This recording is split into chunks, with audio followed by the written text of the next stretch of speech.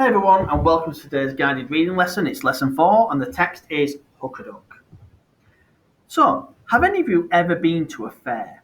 So in a minute I'm going to ask you to pause and consider the following questions. What sort of things can you do at a fair? What kind of games can you find there? And are there different ways of winning prizes? So pause now and have a think about the answers to those questions.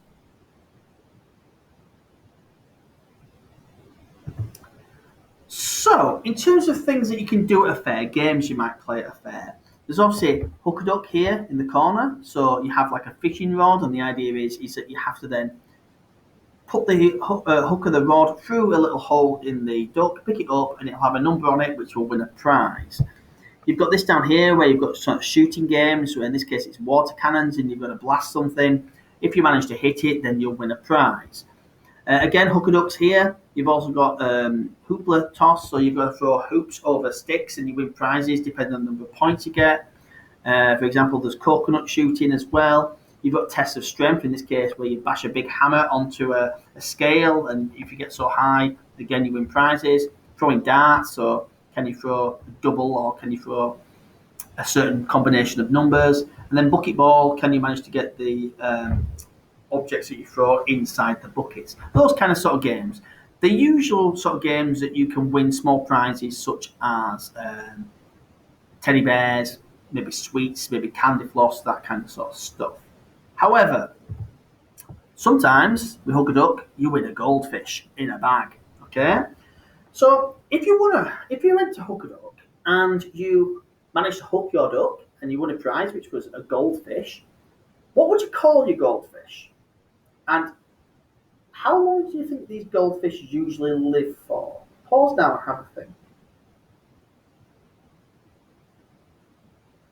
Well, I think for me, goldfish, Goldie, because of its colour.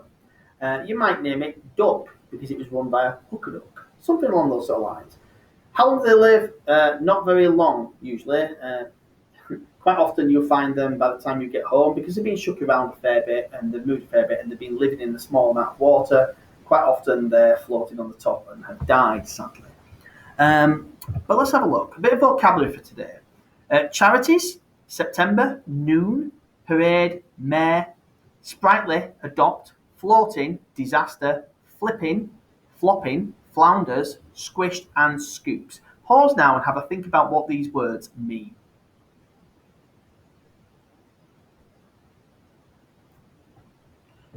Right then, so charities, they're organisations which raise money to help other people. September is the 9th month of the year. Noon is midday, so 12 o'clock dinner time. A parade is a convoy or a line of people or vehicles.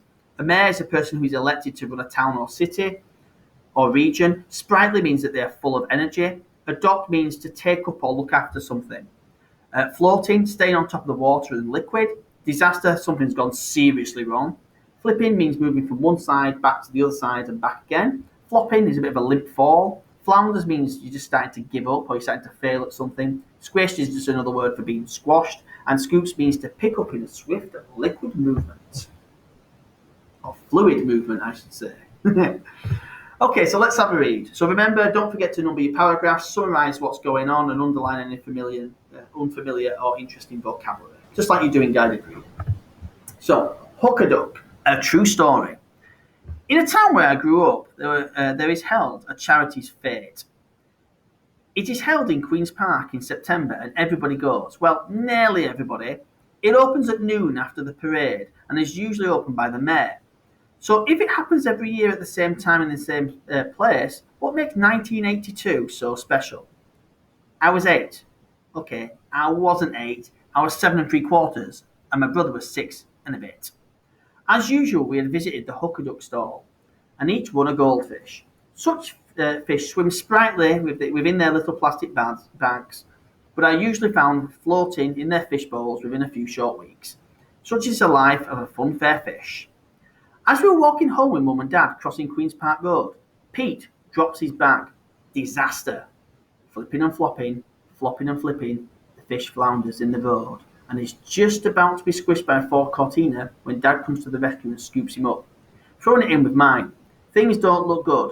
Pete is told to expect the worst and that he can adopt my goldfish when we get home. I call my fish Goldie.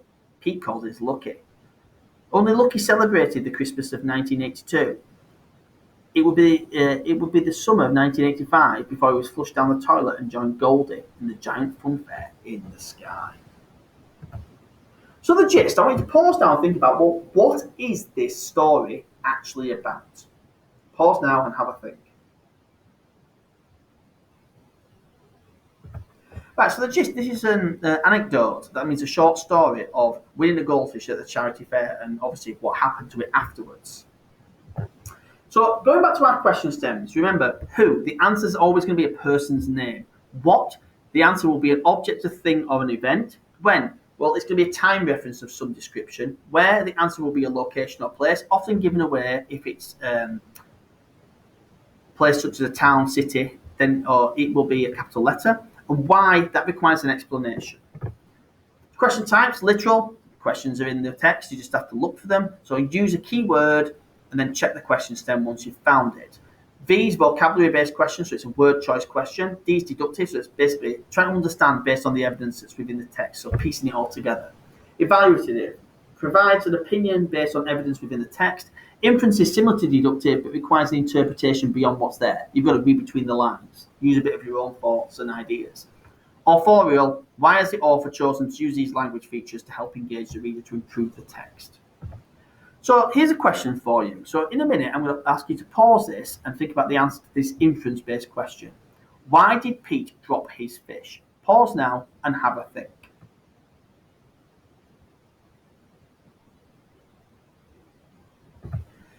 Right, so because it's an inferential question, it means that there are clues within the text. So you're going to have to look for clues in the text. The answer is not directly there. So I was thinking, well, he was about to start crossing a road. Now, if he's been walking, he might have been swinging his arm, so he's been swinging his back. So if he's then had to go and hold his parents' hands, then maybe he's accidentally let go of it as he's been walking. Maybe as he stepped off the curb and onto the actual road itself. So these are your questions. Your first literal question is, who won Goldie and who won Lucky? Then you've got a literal question, which of these two goldfish celebrated the Christmas in 1982? A deductive question, do funfair fish usually live a long time? Inference, why is Pete told he can adopt Goldie when he gets home? Where do you think the giant funfair in the sky is? That's an inference question. Where and why does the writer use a one-word sentence? That's authorial intent. Why did Pete drop his fish? That's inference. We've already covered that one. A vocabulary question, why are the goldfish called Goldie and Lucky? An authorial intent question here. What alliteration is used in the line 13 and why? Alliteration is where each word within the sentence starts with the same letter. So Peter, Piper, picked a pickle, pepper, that kind of thing. The evaluative question is, why do you think the writer remembers this anecdote so vividly? That's it. Good luck. See you later. Bye-bye.